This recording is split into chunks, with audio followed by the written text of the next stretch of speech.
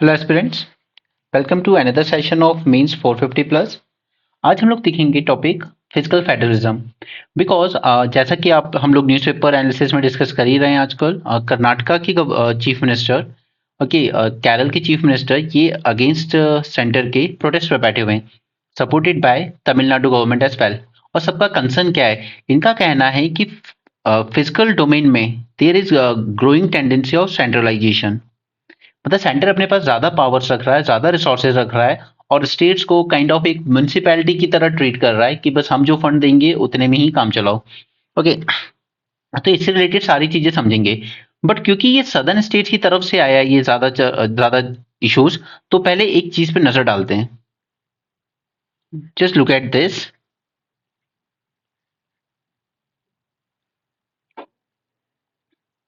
This image.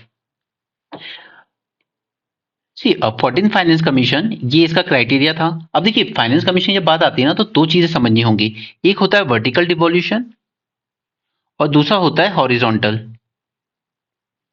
Vertical यानी कि centre का जो टोटल टैक्स कलेक्शन हुआ है साल का, उसमें से नीचे स्टेट्स को कितना दिया जाएगा, ये कहलाता है आपका वर्टिकल डिवोल्यूशन। ठीक है। और अब क्योंकि स्टेट्स बहुत सारे हैं, ठीक है, यूनियन टेरिटरीज को भी साइड में रखिए, स्टेट्स काफी सारे हैं, तो विद इन दीज स्टेट्स किस स्टेट को कितना एलोकेशन देना है वो डिपेंड करता है इस फॉर्मूले पे जो हमारे सामने यहां पर है। ओके, तो 14 फाइनेंस कमीशन जिसका टाइम था 2015 से 2020, एंड 15 फाइनेंस कमीशन जिसका टाइम था 21 से 26। ऑलराइट, अब देखिए यहाँ पे प्रॉब्लम क्या हुई थी क्राइटेरिया को लेकर, specially with this population. Look at this box. 1971 population का डेटा यूज किया गया और उसको वेटेज दिया गया था 17.5।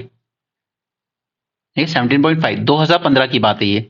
और पॉपुलेशन 2011 की थी, उसको भी कुछ इंपॉर्टेंस दी गई और यहां पे लिखा गया 10% वेटेज। तो ना उसकी प्रॉब्लम है कि पोस्ट पोस्ट 1971 सदर्न स्टेट्स ने अपनी पॉपुलेशन कंट्रोल की, बट नॉर्दर्न स्टेट्स ने नहीं की। तो अगर पॉपुलेशन 17 की पॉपुलेशन यूज करेंगे तो ठीक है, यहां तक स्टेट्स सदर्न स्टेट्स को एग्री था, क्योंकि उस टाइम पॉपुलेशन ग्रोथ सभी जगह हुई थी।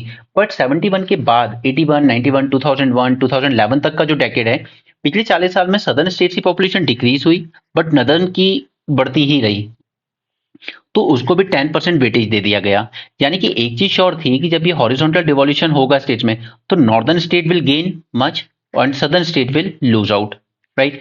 तो उस टाइम इन्होंने फिर भी थोड़ा सा इग्नोर किया कि चलो ठीक है, 71 का डेटा भी तो 17.5 वेटेज है ना, और 11 के डेटा को 10% वेटेज दिया। बट नेक्स्ट जो फाइनेंस कमीशन आया 15, उसने ये किया कि 71 के डेटा को पूरी तरीके से खत्म कर दिया और पूरा वेटेज किसको दे दिया? 2011 के डेटा को। ओके, यानी कि पहले 27.5 वेटेज था, okay, divided between 71 population and 2011 population. लेकिन अब 15% डेटा वेटेज चला गया सिर्फ 2011 की पॉपुलेशन को, और 12.5 दे दिया गया डेमोग्राफिक परफॉर्मेंस, यानी कि उन स्टेट्स को भी वेटेज दिया जाएगा यहां पर जिन्होंने अपनी पॉपुलेशन ग्रोथ रेट को कंट्रोल करा है, ताकि सदर्न स्टेट्स यहां पर थोड़े से खुश हो सकें। लेकिन इसके बाद भी सदर्न स्टेट्स का थोड़ा सा शेयर जो था वो रिड्यूस ही हुआ। ऑलराइट, अब जो 16 फाइनेंस कमीशन बनेगी ना, उसमें इन लोगों को ये डर है कि हो सकता है कि ये डेमोग्राफिक परफॉर्मेंस भी हटा दिया जाए और पूरी तरीके से फोकस किया जाए 2011 की पॉपुलेशन पर। ओके, या फिर हो सकता है कि जो नई पॉपुलेशन आएगी आगे निकल के सेंसस में, उसमें कुछ हो। तो ये जो सदर्न स्टेट्स का कंसर्न है, क्योंकि देखिए अगर इन्होंने यहीं पे प्रोटेस्ट कर दिया होता 14 फाइनेंस कमीशन पे कि आप ये 10% वेटेज भी क्यों दे रहे हो, तो बात वहीं खत्म हो जाती। बट उन्होंने सोचा चलो ठीक है, इतनी बड़ी बात नहीं है। बट नेक्स्ट टाइम में नेक्स्ट जो फाइनेंस कमीशन बना, उसने 2000 1971 की पॉपुलेशन को कंसिडर ही नहीं किया, पूरी तरीके से नेग्लेक्ट कर दिया। तो ये कंसर्न अब जेन्युइन है कि शायद अगली बार इसको भी हटा दिया जाए और पूरा वेटेज सिर्फ 2011 की पॉपुलेशन को दिया जाए। ठीक है, तो एक कंसेप्ट तो आपने पहले ये जान लिया, लेक्चर शुरू करने से पहले हमने इस कंसेप्ट को समझ लिया। एक कंसेप्ट और समझना होगा। दो चीजें होती है, देखिए, एक होता है ग्रॉस टैक्स रेवेन्यू।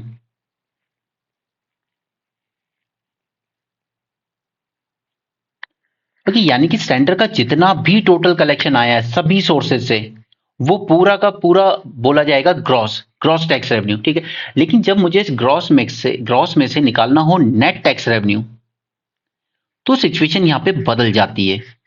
सो अगर मैं आपसे नेट टैक्स रेवेन्यू, इसका फॉर्मूला अगर हम लिखेंगे तो वो आएगा ग्रॉस टैक्स रेवेन्यू, यानी कि टोटल जितना गवर्नमेंट के पास रेवेन्यू आया है इसमें से सेंट्रल गवर्नमेंट माइनस कर देगी टैक्स एडमिनिस्ट्रेशन, यानी कि उस टैक्स को कलेक्शन करने में जो खर्चा आया है, इनकम टैक्स डिपार्टमेंट, उनके ऑफिसर्स, उनके जो भी ऑफिशियल खर्चे होते हैं, ओके, टैक्स एडमिनिस्ट्रेशन का जो भी एक्सपेंडिचर होता है इसको कलेक्ट करने पर, minus minus revenue, revenue collected from union territories, ये भी माइनस किया जाएगा, एंड मोस्ट इंपॉर्टेंटली माइनस किए जाएंगे सेस और सरचार्ज। ये सेस एंड सरचार्ज सबसे बड़ा इंपॉर्टेंट है। तो अब देखिए यहां पर स्टेट्स को जो शेयर दिया जाता है ना, जितना भी परसेंट, सपोज अभी हम 41% मान के चलें, तो वो इस नेट टैक्स रेवेन्यू में से दिया जाता है, ना कि ग्रॉस टैक्स रेवेन्यू में से। ठीक, तो सेंटर पैसा बहुत कलेक्ट कर रहा है, ओके, लेकिन उसके बाद क्या कह रहा है कि इसमें से टैक्स एक्सपेंडिचर हटाऊंगा मैं अपने, उसके बाद जो रेवेन्यू यूनियन टेरिटरी से आया है, सपोज दिल्ली, पुडुचेरी, ओके, जम्मू कश्मीर, इनका भी हटाऊंगा, और सेस और सरचार्ज से जो कलेक्शन आया होगा वो भी हटाऊंगा। उसके बाद नेट टैक्स रेवेन्यू में से आपको डिवॉल्व किए जाएंगे फंड विच कम्स टू 41%, ठीक है, जो एक साल के लिए दिया गया था union territory of Jammu Kashmir को, अलग से 1% दे दिया गया था। ठीक है, तो ये जो 41% आ रहा है ना, वो आपका नेट टैक्स रेवेन्यू है, ग्रॉस टैक्स रेवेन्यू नहीं है। ओके, तो इस बात को समझिए। अब इसमें सेस एंड सरचार्ज का बहुत इंपॉर्टेंट रोल है, क्योंकि सेंट्रल गवर्नमेंट ने क्या किया है कि पूरा ओवरऑल टैक्स नहीं बढ़ाती थी पब्लिक पे, लेकिन वो सेस और सरचार्ज बढ़ा देती थी। जैसे अलग से एग्री सेस लगा दिया 4%, ठीक है, अलग से एजुकेशन सेस लगा दिया 3%, और इस तरीके से अलग अलग स्पेसिफिक, जब कोविड आया तो हेल्थ सेस लगाया गया अलग से 4% इंपोर्ट एक्सपोर्ट पर। ठीक है, तो इस तरीके से सेंटर ने अपनी सेस और सरचार्ज की जो इनकम थी उसको ऑलमोस्ट डबल किया है। यानी सेंटर के पास जो टोटल टैक्स आ रहा है ना, वो 2015 के आसपास आता था करीब करीब 5% ऑफ टोटल, आज 2022 में ये आता है मोर देन 10%। ओके, तो आप ये मानिए कि सेंटर ने अपना वो वाला सोर्स बढ़ाया। जैसे अगर वो ओवरऑल सिर्फ जीएसटी में लगाता तो वो तो डिवॉल्व भी होता सभी में, ठीक है, उसका यूनियन एक्साइज ड्यूटी और जो भी अलग अलग इनकम टैक्स, कॉर्पोरेशन टैक्स, अगर वो रेट बढ़ाए होते सेंट्रल गवर्नमेंट ने तो वो शेयर करना पड़ता है स्टेट के साथ। देखिए उन्होंने क्या बढ़ाया, सेस और सरचार्ज। ओके, जैसे अगर आपकी इनकम 1 करोड़ से ऊपर है, ठीक है, तो उसमें आपको अलग से भी 3% सेस देना पड़ता है। ये चेंज होता रहता है, कभी 3% पढ़ने को मिलेगा न्यूज में, कभी 4%। बट द थिंग इज कि सेस सरचार्ज बढ़ाती रही गवर्नमेंट। जब पेट्रोल क्रूड ऑयल के जो रेट्स थे वो ऑलमोस्ट $60 से भी नीचे चले गए थे, एक टाइम पे तो $20 तक आ गए थे पर बैरल। उस टाइम सेंट्रल गवर्नमेंट ने 7 टाइम्स एक्साइज इस पे पेट्रोलियम और इस पे सेस बढ़ाया था। ठीक है, और मैंने आपको एग्जांपल भी दिया था, 3 रुपए लगता था, जो लगते लगते 32 रुपीज हो गया डीजल पे टैक्स। ओके, पेट्रोल पे लगता था 9 रुपए 2014 तक, जब तक गवर्नमेंट चेंज नहीं हुई थी। आज इस पे लगता है 27 रुपए, और ये पूरा सेंटर ने बढ़ाया है। उसके बाद भी जब प्राइम मिनिस्टर ये कहते हैं कि स्टेट गवर्नमेंट अपना वैट कम करें, वो वैट कम करेंगे बाद में, पहले आपने जो बढ़ाया आप उसको तो कम कीजिए। आपने 2014 से जो लग रहा था रेट उसको 10 टाइम्स, और यहाँ पर कितना टाइम हो गया, 3 टाइम्स, आपने इतना बढ़ाया है, आप रिड्यूस कीजिए पहले। बट नहीं, हमेशा पॉलिटिक्स ही आती है और कहा जाता है कि, और ये प्राइम मिनिस्टर के एग्जैक्ट वर्ड्स हैं कि आप जो राज्य सरकारें हैं स्पेशली ऑपोजिशन लेड, ये टैक्स कम करें। राइट, तो और मीडिया फिर इसी को दिन रात दिखाता है, तो लोगों को ऐसा लगता भी है कि हो सकता है शायद पीएम मोदी जी सही कह रहे हैं, बट ऐसा नहीं है। ओके, तो मुझे आपको पहले लेक्चर शुरू करने से पहले दो चीजें समझानी थी, एक हॉरिजॉन्टल डिवोल्यूशन उसका क्राइटेरिया, और दूसरा difference between net tax revenue and gross tax revenue. Right, तो यहां तक अगर चीजें समझ में आई हैं तो अब हम लोग शुरू कर सकते हैं अपना लेक्चर। क्यों न्यूज न्यूज में है ये तो अब तक आप समझ गए हैं, ठीक है, कर्नाटका, केरल। और ये पता है, ये सबसे बड़ा ये इशू जब उठा जब कर्नाटका के एक सांसद ने, कांग्रेस के थे वो, उन्होंने ये कह दिया कि सदर्न स्टेट्स को अलग देश बनाने के बारे में सोचना पड़ेगा अगर इस तरीके से चलेगा तो। ओके, तब जाकर ये चीज और ज्यादा बढ़ गई। अब इसमें सबसे पहले आपको ये जानना चाहिए कि आखिर ये मैकेनिज्म क्या है जिस तरीके, जिस पे बेस ये सब फंक्शन करता है। कि पहले हमें मैकेनिज्म समझने की जरूरत है। सी, दो तरह के ट्रांसफर्स होते हैं, स्टैट्यूटरी ट्रांसफर, ठीक है, and non statutory transfer. Statutory transfer में हमारे पास दो चीजें हैं। जैसे एक एक तो जो फाइनेंस कमीशन डायरेक्टली डिवॉल्व करता है, और दूसरा जो ग्रांट्स एंड एड दिए जाते हैं सेंटर की तरफ से। यानी कि फाइनेंस कमीशन हमें पता है कि हमारी कॉन्स्टिट्यूशनल बॉडी है, ठीक है। तो यहाँ पर जो भी लीगल, जिसमें कोई लीगल प्रोविजन हो या कोई कॉन्स्टिट्यूशनल एंगल आ रहा हो, उनको हम कहते हैं हमारे लीगल या सॉरी उन्हें हम कहते हैं हमारे स्टैट्यूटरी ट्रांसफर्स। ओके, तो ये दो तरीके से दिए जाते हैं। फाइनेंस कमीशन की बात करें तो आप लोगों ने लक्ष्मीकांत ने पढ़ा ही होगा, अंडर आर्टिकल 280, ठीक। कॉन्स्टिट्यूशन बोलता है कि हमें एक फाइनेंस कमीशन कंस्टिट्यूट करनी होगी एवरी 5 ईयर में to decide on the distribution of net tax revenue, ठीक है। ओके, नेट टैक्स रेवेन्यू, ना कि gross tax revenue, net tax revenue between centre and states, ठीक है। इसके लिए कंस्टिट्यूट की जाती है। उसी तरीके से आर्टिकल 275, ठीक है, ये भी हमारे कॉन्स्टिट्यूशन का ये प्रोवाइड करता है कि सेंट्रल गवर्नमेंट को स्टेट्स को ग्रांट इन एड देने चाहिए, but at the same time it also uses the word discretionary. Okay, discretionary होते हैं, किसी भी स्पेसिफिक पर्पस के लिए दिए जा सकते हैं या किसी स्पेसिफिक स्कीम्स के लिए दिए जाते हैं। जैसे कि अगर कोई मेट्रो रेल बनाना है, सपोज सपोज हैदराबाद में बनाना है, तो उसके लिए अपने डिस्क्रिप्शन पे ये फंड दे सकती है सेंट्रल गवर्नमेंट। ओके, बट हाँ, रेकमेंड वही करेगा, recommended by finance commission only, but ये ग्रांट्स के फॉर्म में होगा, ठीक है। दे दिया है, ले जाओ, नथिंग टू कि ऐसा कोई लोन नहीं है, वो ग्रांट्स के फॉर्म में, right. But again difference is कि ये मैंडेटरी है, ये करना ही है कॉन्स्टिट्यूशनली, बट ये डिस्क्रिशनरी है सेंटर पे। ओके, अगर देना है तो आप दे सकते हो। ओके, एंड ये जो फाइनेंस कमीशन, अब वो तो पॉलिटी में आपने पढ़ा ही होगा, ये इसके जो भी रिकमेंडेशंस होते हैं, they are advisory in nature. ऐसा नहीं है कि सेंटर को मानना ही मानना है, नहीं मानना होगा तो नहीं मानेगा, वो उसकी मर्जी है। ओके, इसके अलावा इसके बाद हम देखते हैं नॉन स्टैट्यूटरी टाइप के। ठीक है, नॉन स्टैट्यूटरी में आपकी आ जाती हैं central sponsored schemes and central sector schemes. But इनके साथ प्रॉब्लम ये है कि इनका नेचर जो होता है वो एक तरीके से टाइट ग्रांट होता है। ठीक, जिस स्पेसिफिक पर्पस के लिए स्कीम चलाई होगी सेंटर ने, आपको उसी में इंप्लीमेंट करना है। ऐसा नहीं है कि आपने ऊपर से लिया किसी और स्कीम में फंड और आप कहीं और दे रहे हो। सेंट्रल स्पॉन्सर्ड की बात है तो सेंट्रल स्टेट को शेयर करना होगा यहाँ पे फंड। हर स्कीम के लिए अलग अलग होता है, कहीं 50-50 भी होता है, कहीं 60-40 भी होता है, और अगर हिमालयन या नॉर्थ ईस्ट स्टेट है तो 90-10 भी होता है। बट एक चीज श्योर है कि सेंटर से अगर आपको यहाँ से पैसा लेना है, जो भी स्कीम में वो दे रहा है, तो आपको भी उतना ही रुपया यहाँ पर अपनी तरफ से भी एलोकेट करना होगा। अगर आप अपनी तरफ से एलोकेट नहीं कर रहे तो आप सेंटर से मिलने वाला ये फंड का बेनिफिट भी नहीं ले सकते। राइट, और ऑब्वियस ही बात है कि अगर आपको नहीं इंप्लीमेंट करनी ये स्कीम अपने स्टेट में तो मत करो, कोई दिक्कत नहीं। लेकिन फिर सेंटर से जो थोड़ा बहुत पैसा आपके पास आने के चांसेस थे, आपने वो भी गवा दिया समझो। क्लियर? तो इसके दोनों फायदे नुकसान दोनों हैं। फायदा कि कम से कम कुछ शेयर ही सही, बट सेंटर से कुछ तो पैसा आ रहा है ना मेरे पास, और अगर मैं इंप्लीमेंट नहीं करता हूं तो मैं ये आधा तो लूज कर ही दूंगा। ओके, लेकिन एट द सेम टाइम मुझे भी, जैसे आप सपोज कि यहाँ पर गवर्नमेंट ने स्कीम चलाई किसान किसान वाली, ठीक है, वो सेंट्रल सेक्टर स्कीम है, उसमें 100% जो 6,000 रुपए दिए जा रहे हैं साल के, वो सेंटर ही दे रहा है, ठीक है। और लेकिन अगर सपोज कोई पेंशन स्कीम चल रही है सेंट्रल गवर्नमेंट की, या फसल बीमा योजना, अगर उसमें सरकार को भी, स्टेट गवर्नमेंट को भी अपने किसानों के लिए कुछ तो बीमा योजना चलानी है, ठीक? तो उसमें लगता है कि यार पूरा उस, अगर मैं चलाऊंगा स्टेट गवर्नमेंट तो मुझे तो 100% पैसा अपने पास ही देना होगा। इससे तो अच्छा है कि मैं सरकार की प्रधानमंत्री फसल बीमा योजना जो चल रही है उसी को इंप्लीमेंट कर लूं अपने स्टेट में। कम से कम मुझे सिर्फ 50% देना पड़ेगा, 50% सेंटर से आ जाएगा। ओके, तो फायदे नुकसान दोनों हैं सेंट्रली स्पॉन्सर्ड स्कीम को। लेकिन टाइट फंड आते हैं तो फिर ऑब्वियस सी बात है कि मुझे भी अपना 50% उसी स्कीम में एलोकेट करना पड़ेगा। सेंट्रल सेक्टर ये 100% होती है, 100% फंडिंग यहाँ पर सेंट्रल गवर्नमेंट ही देती है। लेकिन अब इसमें इसमें प्रॉब्लम यह है कि इसमें बायसनेस के चांसेस बहुत ज्यादा हैं। सपोज हम लोग बात करते हैं सूर्योदय स्कीम की, जो अभी सेंट्रल गवर्नमेंट लाई है, उसमें उसने क्या कहा, हम 1 करोड़ हाउस होल्ड्स को हाउस होल्ड्स पे सोलार पैनल लगाएंगे, रूफ टॉप सोलार। ठीक है, सेंट्रल सेंट्रल एजेंसी एनटीपीसी वगैरह इसको आइडेंटिफाई करेंगी। अब हो सकता है कि इस बार सेंटर में जैसे बीजेपी है तो वो उन स्टेट्स को फंड एलोकेट करेगी स्कीम में, जैसे मध्य प्रदेश, राजस्थान, जहां उनकी गवर्नमेंट है, महाराष्ट्र, वो कर्नाटका को फंड एलोकेट ना करे। 1 करोड़ हाउस होल्ड ही आइडेंटिफाई करने हैं ना, तो ऐसा तो कोई क्राइटेरिया है नहीं कि ये 1 करोड़ में से हर स्टेट में से इतने इतने आने चाहिए, no, nothing like that.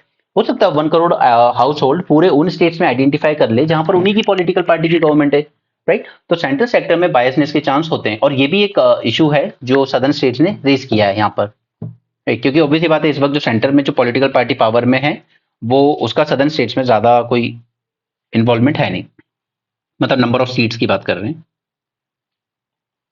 Right, तो चलिए अब बात कर लेते हैं कि आखिर क्या कंसर्न्स रेज किए हैं सदर्न स्टेट्स ने, इनके कंसर्न्स को समझ लेते हैं। वैसे मैंने आपको न्यूज़पेपर एनालिसिस में ही बार बार रिवाइज करवाए थे ये, ताकि आपको वो चीजें याद हो जाए अच्छे से। ठीक है, सही। फर्स्ट इनका कहना है कि फाइनेंशियल ट्रांसफर ही रिड्यूस हुए हैं, रिड्यूस फाइनेंशियल ट्रांसफर।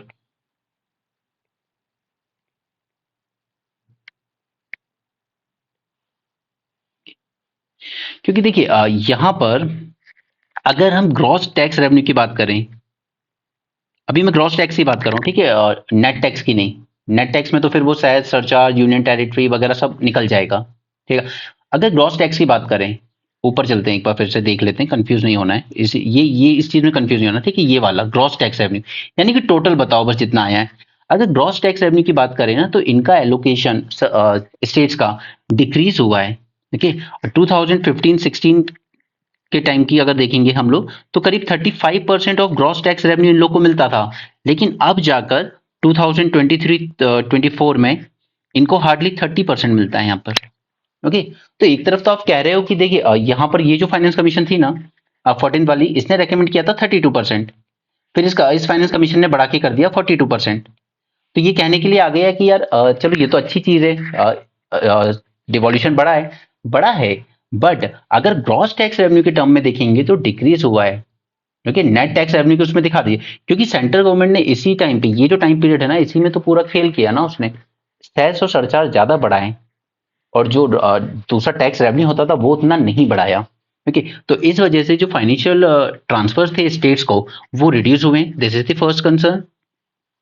सेकेंड, कि जो ग्रोथ देखी गई है टैक्स रेवेन्यू में, the growth between union and state government revenue, ये थोड़ी सी डिस्प्रोपोर्शनेट हुई है। जैसे सेंट्रल गवर्नमेंट के जो टैक्स रेवेन्यू के रिसोर्सेज थे, they increase by almost 2.5 times, जबकि स्टेट गवर्नमेंट के जो टैक्स रेवेन्यू हैं वो इंक्रीज हुए सिर्फ 2 टाइम्स। ओके, क्योंकि ज्यादा पावर सेंटर ने अपने पास रखी है टैक्स की। Okay, next is grants in aid जो दिए जाने चाहिए थे स्टेट्स को, वो भी देना कम कर दिया। Grants in add decline. अगर नंबर्स के टर्म में बात करेंगे हम, तो 2015-16 की जब से ये सरकार ने शुरू किया था अपना काम, ऑलमोस्ट 1.95 लाख रुपीज। ये मैं आपको वही बता रहा हूं जो बस हमने इंडियन एक्सप्रेस और द हिंदू में देखा था। ठीक है, जो आर्टिकल आया था वहीं से ये सारे फिगर्स मिले थे।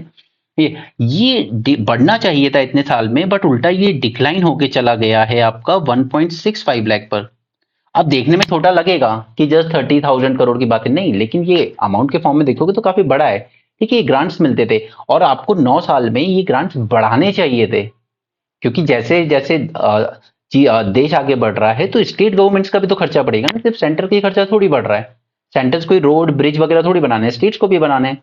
तो आपको ग्रांट्स बढ़ाने थे कि आप भी अपना इंफ्रास्ट्रक्चर डेवलप करते जाइए, लेकिन आपने उल्टा ग्रांट्स रिड्यूस कर दिया। And now comes this most important point, that is increase in cess and surcharge. Increase in cess and surcharge which are not shareable, which are not shared with states. Right? This is most important issue. और देखिए इसमें issue में अगर आप figures पे जाएंगे ना, again 2015-16 के फिगर्स देखोगे, अगर आप 2015-16 के फिगर्स देखोगे, तो उस टाइम सेस और सरचार्ज से आता था अराउंड 85,000 करोड़, राइट। बट अब देखिए कि 2022-23 में ये कितना आ रहा है, 85,000 से बढ़ते बढ़ते ये 3.60 लाख करोड़ हो गया है, राइट। ये ऑलमोस्ट आपका 4 टाइम्स इंक्रीज हुआ है इसमें। देखिए आपने 4 टाइम्स सेस एंड सरचार्ज से आने वाली इनकम बढ़ा ली, और स्टेट के साथ शेयर नहीं कर रहे हो। तो एक तरफ तो आपने कंज्यूमर पे, यानी कि अपने लोगों पर एक्स्ट्रा टैक्स का बर्डन भी डाला, but at the same time आपने उनकी जो स्टेट गवर्नमेंट है उनको ये शेयर दिया भी नहीं। आप डायरेक्टली इंप्लीमेंट करने लगे हो।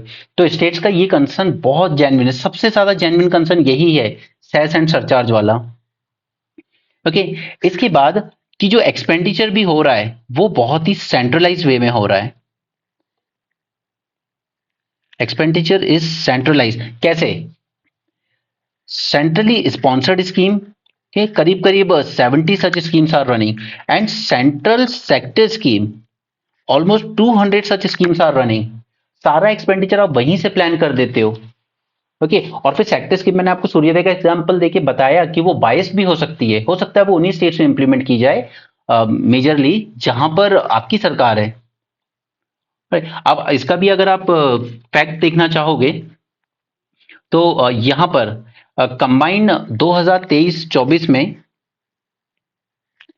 सेंटर ने एलोकेट कर दिए यहाँ पे 19.4 लाख करोड़ फंड। ओके, 19.4 लाख करोड़, जबकि 2013-14 में इस तरीके से फंड दिए जाते थे सिर्फ 4.25 लाख करोड़। क्या आप मैसिव इंक्रीज देख रहे हैं इसमें?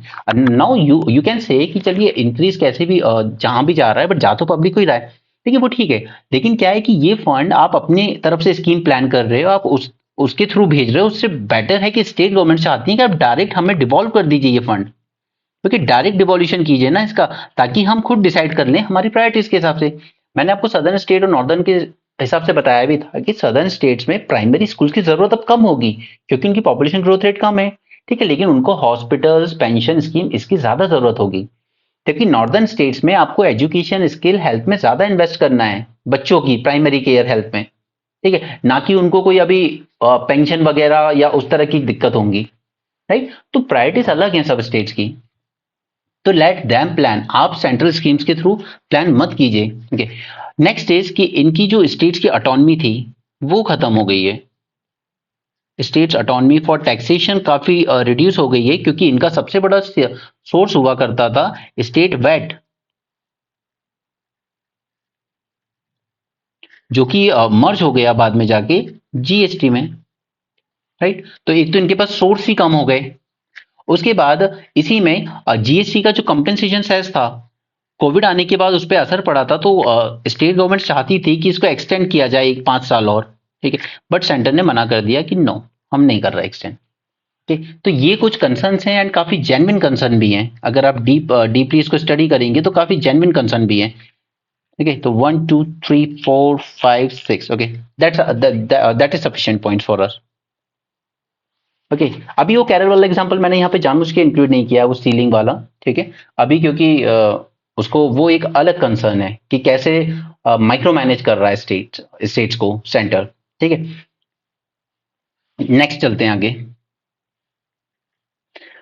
अब इससे डिसएडवांटेजेस क्या आएंगे स्टेट्स के सामने, या हमारे ओवरऑल कंट्री में या पॉलिटिकल सिस्टम में इसके क्या डिसएडवांटेज हमें देखने को मिलेंगे, वो देख लेते हैं। ओके, पहला पहला तो उनकी स्टेट बजट पे स्ट्रेन आता है।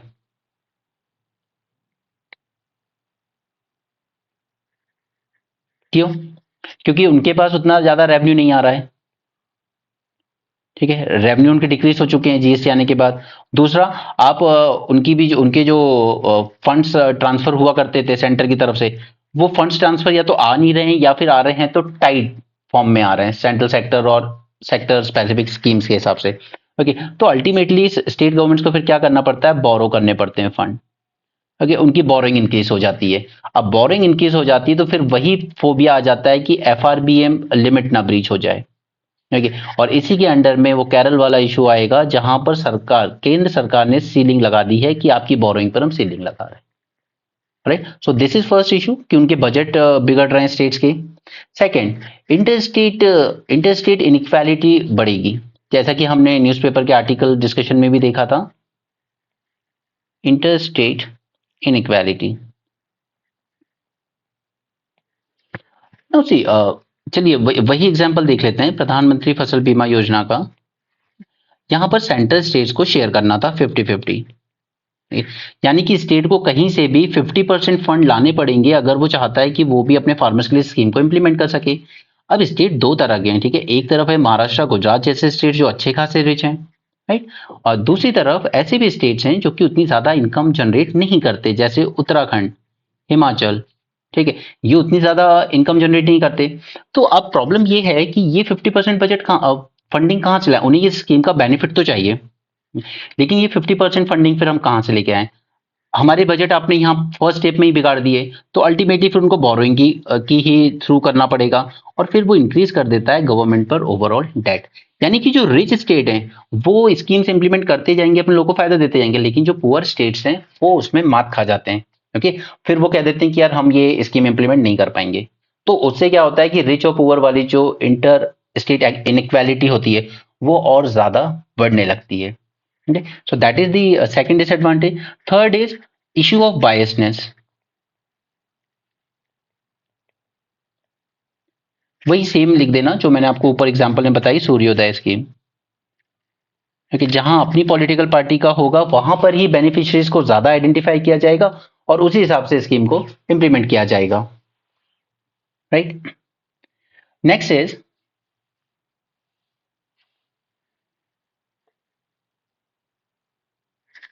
सीधे सीधे ये हार्म करता है फिजिकल फेडरलिज्म को।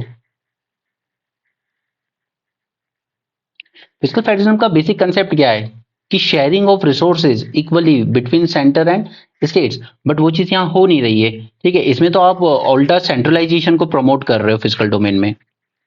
सब कुछ सेंट्रल गवर्नमेंट ही डिसाइड कर रही है और आपको बस एक म्यूनसिपैलिटी की तरह इंप्लीमेंटिंग एजेंसी बना के छोड़ दिया, ये रही स्कीम, ये रहे फंड, आधे फंड और मिलाओ अपनी तरफ से और इसको इंप्लीमेंट करो। Okay, so this is not good. और फिर वो कर्नाटका के जो मेंबर ऑफ पार्लियामेंट थे उनकी बात आ जाती है कि it will fuel the feeling of regionalism and separatism.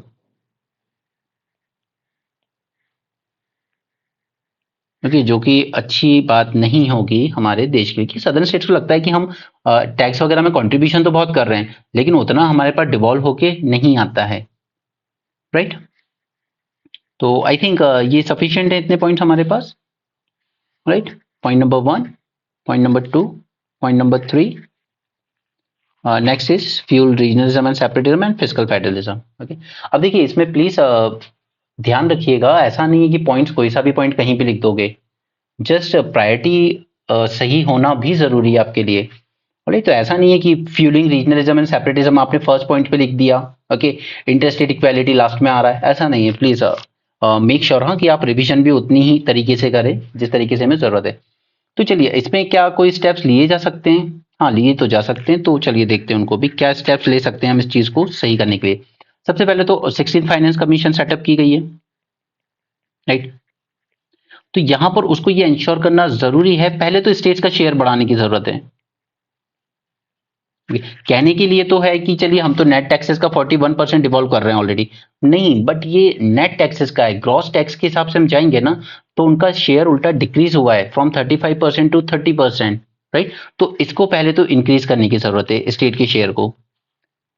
Okay, that is first point. Second, कि हॉरिजॉन्टल डिवॉल्यूशन का जो क्राइटेरिया है वही जो हमने ऊपर देखा था पॉपुलेशन का शेयर एंड ऑल, इसको रिविजिट करने की जरूरत है। सदर्न स्टेट से अपनी पॉपुलेशन कंट्रोल की है तो वो एक अच्छा काम है, उसको पनिश नहीं करना है, उसको एप्रिशिएट करना है बल्कि। राइट, तो हॉरिजॉन्टल डिवोल्यूशन के क्राइटेरिया को हमें फिर से रीलुक करना चाहिए, क्योंकि यहाँ पे मेन कंसर्न सदर्न स्टेट्स की तरफ से ही आ रहा है ना। क्योंकि आपने पहले 10% यूज करा 2011 का, उसके बाद आपने उसको बढ़ा के 15% कर दिया और 12.5 कह दिया कि हम डेमोग्राफिक डिविडेंड का बेनिफिट दे देंगे। अब 16 फाइनेंस कमीशन में अगर आपने पूरी तरीके से 2011 का ही पॉपुलेशन सेंसस यूज कर लिया तो फिर सदर्न स्टेट्स को काफी लॉस होगा। ठीक है, तो सबसे पहले तो जो 16 फाइनेंस कमीशन सेटअप की जा रही है उसको अपने क्राइटेरिया की तरफ लुक करना चाहिए और साथ में ही ये जो डिवोल्यूशन है इसको भी बढ़ाना चाहिए। ठीक है, इसको भी इंक्रीज करना चाहिए and this criteria should also be revisit. Right, next is कि जो सेंट्रल गवर्नमेंट है उसको अपनी ये जो central sponsored scheme and centrally sector scheme जो चलती है इनको रैशनलाइज करने की जरूरत है, और rationalisation of CSS and C sector scheme. ठीक है, 70 scheme centrally sponsored, 200 scheme central sector, ये ठीक नहीं है। ठीक है, आप ऐसे टाइट फंड ना दें, रादर देन आप फंड डिवॉल्व कर दें स्टेट गवर्नमेंट्स को एंड लेट देम प्लान कि उनको क्या करना है। राइट, तो इनका रैशनलाइजेशन जरूरी है ताकि स्टेट्स के कंसर्न्स को अच्छे से एड्रेस किया जा सके। एंड थर्ड इज कि GST रिलेटेड जो इश्यूज हैं उनको एड्रेस करना भी जरूरी है। क्योंकि जीएसटी रिलेटेड जो कंसर्न्स हैं उनको एड्रेस करने की भी ज़रूरत है। अब मैंने आपको बताया था न्यूज़पेपर एनालिसिस के साथ-साथ ही कि ये डेस्टिनेशन बेस्ड टैक्स है। अब जहाँ पॉपुलेशन ज़्यादा है वहाँ कंजम्पशन ज़्यादा होगा, यूपी में पॉपुलेशन ज़्यादा है, बिहार में पॉपुलेशन ज़्यादा है, इनके यहाँ कंजम्पशन ज़्यादा होगा। लेकिन प्रोड्यूसर स्टेट्स कौन से हैं? Mainly southern states, Karnataka, Tamil Nadu, right, Andhra, Telangana, Hyderabad, okay, these are producer state. तो हमें ज़रूरत है इनके लिए मोर इनकम एवेन्यूज जनरेट करने की, ताकि इनका ये जो जेन्युइन कंसर्न है इसको एड्रेस किया जा सके। फाइनली जो हमारा थर्ड टीयर है, क्योंकि ये प्रॉब्लम है स्टेट्स के साथ भी है कि उनके पास इनकम नहीं है, तो वो जो हमारा जो थर्ड टीयर है, urban local bodies and Panchayati Raj system, ठीक है, इसको फाइनेंसेस कैसे डिवॉल्व करें फिर, हाउ टू डू दैट?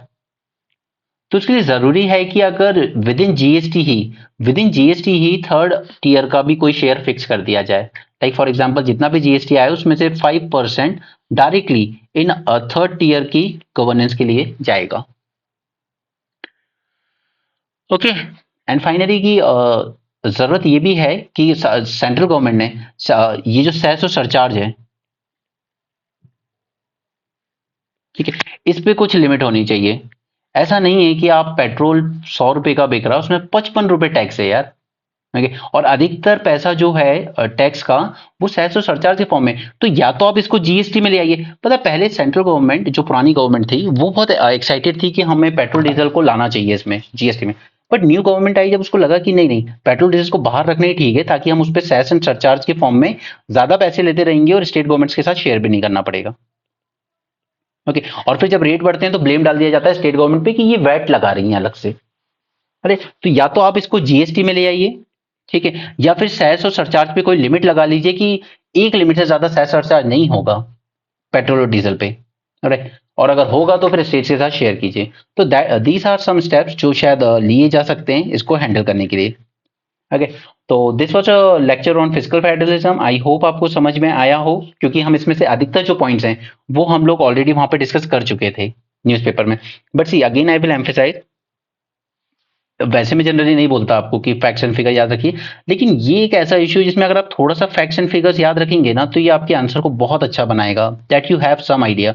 अगर एग्जैक्ट याद नहीं रह सकते 1.95 लाख या 1.65 lakh, at least have some idea. और ये सब बजट की फिगर्स हैं, इसी बार बजट में दिए गए हैं ये 2023-24 के, ठीक है। तो अगर याद रख सकते हो रखो, नहीं रख सकते हो मत रखो, बट हाँ कंसर्न्स, डिसएडवांटेज एंड करेक्शन, मतलब स्टेप क्या फर्दर स्टेप्स हमें लेने की जरूरत है, तो इस पे हमने बात कर ली है। So that's it for this session, thanks for joining, have a great day and keep learning.